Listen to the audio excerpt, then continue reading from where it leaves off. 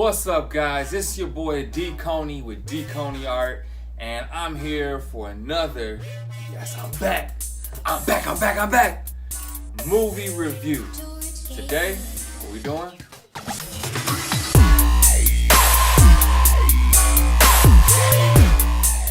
Venom. Outstanding.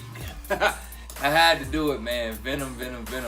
He's one of my favorite anti-heroes, characters, villains, you name it. He's one of my favorite. And of course, that would make sense because Spider-Man is probably my favorite superhero. So excuse all the, camera angles and all that stuff. Your boy is still working it out. This might be temporary, I don't know. But let's jump into it. Now let me just get this out of the way. For those of you that follow me on social media,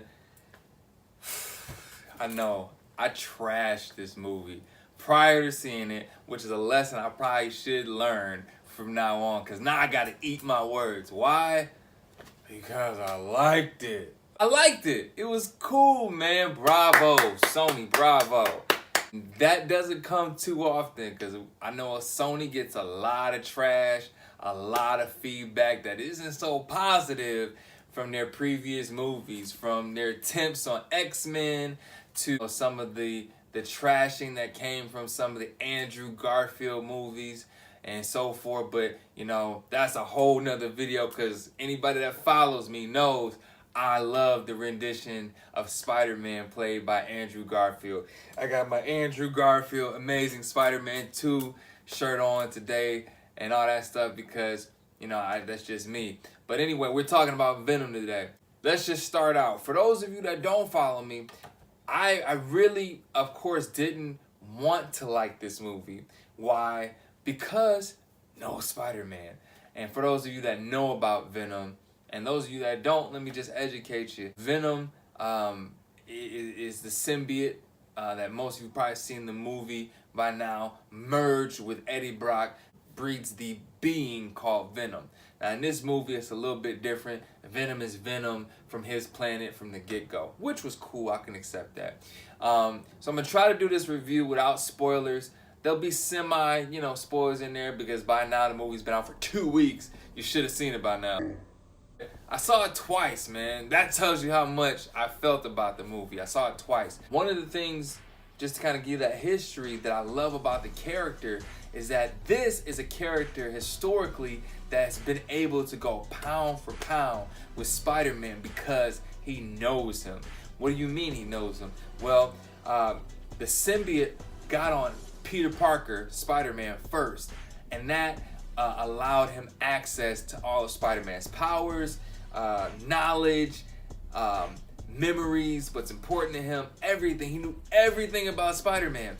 And once Spider-Man or Peter Parker rejected him, he was able then to get on Eddie Brock, which had beef with Peter Parker and, more importantly, more beef with Spider-Man. So from that, it created hatred for Spider-Man, which created an awesome foe.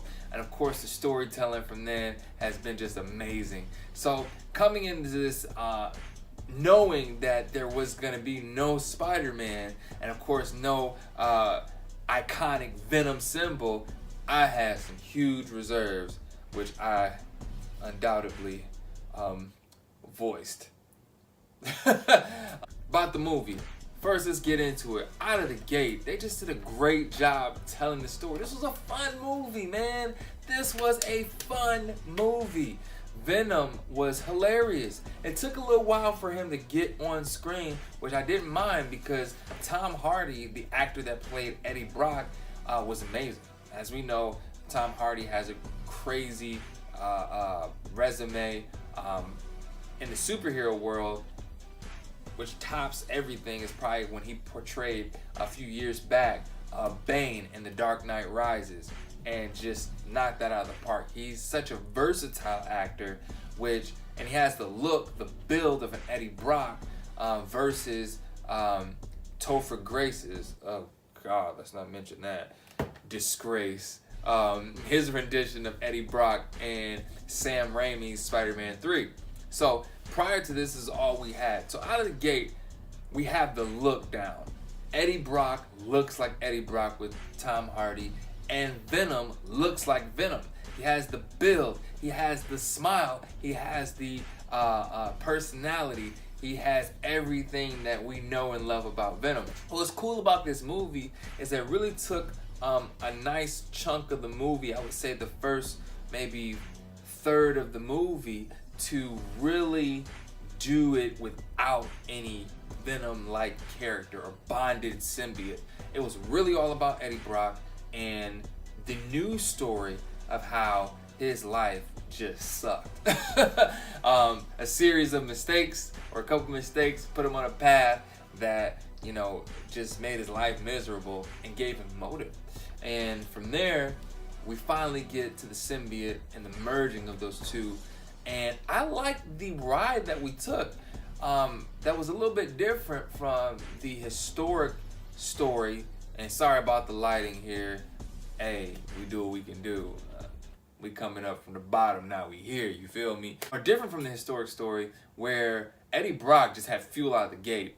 When he merged with Venom in the comics and the 90s animated series, it was an instant match, which was cool because we didn't have to wait for it to happen. We just got instant satisfaction. But in this story, Eddie Brock was a little confused. He was just along for the ride, and he just didn't want to die. And that was a cool, new, interesting turn, how they had to become familiar with each other and actually bonded. So I like that. All in all, the story was digestible and relevant to modern science and technology and just personalities. Venom is hilarious in this movie. The one-liners, I think, surpass even Spider-Man's. He has a lot of cool one-liners. He has a lot of cool personality quirks in which he passes on to Eddie. And it's not Eddie Brock that's funny, it's actually the symbiote or Venom in this movie who has all the personality. So you get to go along this ride, which is action-packed. I believe from the moment, you know, we really see them, you know, crash into each other's world. The movie moved really well. There was a couple CGI concerns, but overall, they did a really good job. They spent the time to develop and appreciate a story that we could grow with. I would hope that later on they're able to merge some of the classic storylines that are true to the character, but it's just a fun movie. Historically, we're always used to seeing Venom in an atmosphere with Spider-Man, which I am guilty of. I think everybody's guilty of. I think this was a dare or throwing the dice that worked. They came out on top. Riot was a little bit of a surface character to me. He didn't have too much depth. Came a little bit late in the movie, I believe, but it was okay.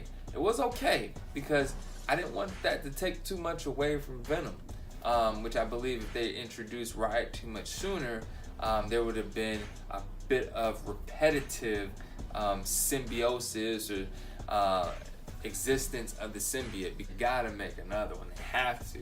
And I know Sony is in association with Marvel, not to be confused with the Marvel Cinematic Universe, but it would be cool to later on see those two merge, just as we've seen Spider-Man in the past merge over to the Marvel Cinematic Universe. And there's been a lot of gossip or speculation that's why this movie got a PG-13 rating instead of an R rating. Now, a lot of people wanted to see more blood.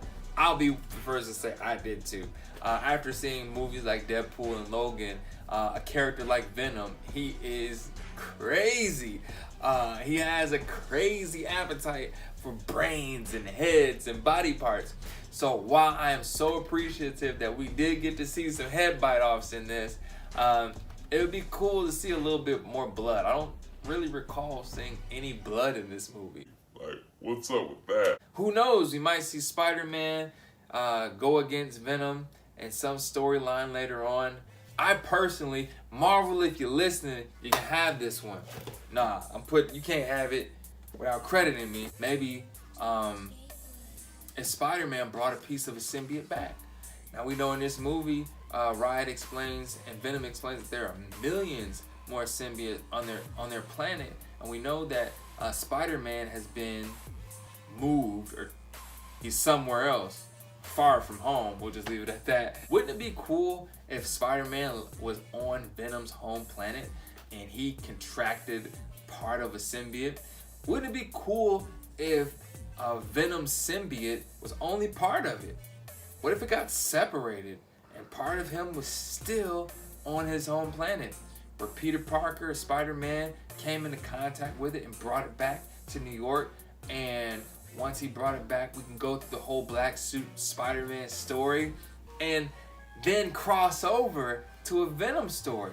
I think that would be amazing. And Spider-Man finally goes through the whole rejection process, and it rejoin with the Venom symbiote that we just saw in this Sony movie. And then that would make more sense, where the secrets of Peter Parker would pass on to Eddie Brock, and maybe create some friction with Eddie Brock and Peter Parker at the new job at the Daily Planet. That would be cool to kind of pass on all that information, and then make sense to get the spider symbol and another or further story in that franchise. That's just my thing. I don't know, just the nerd talking to me.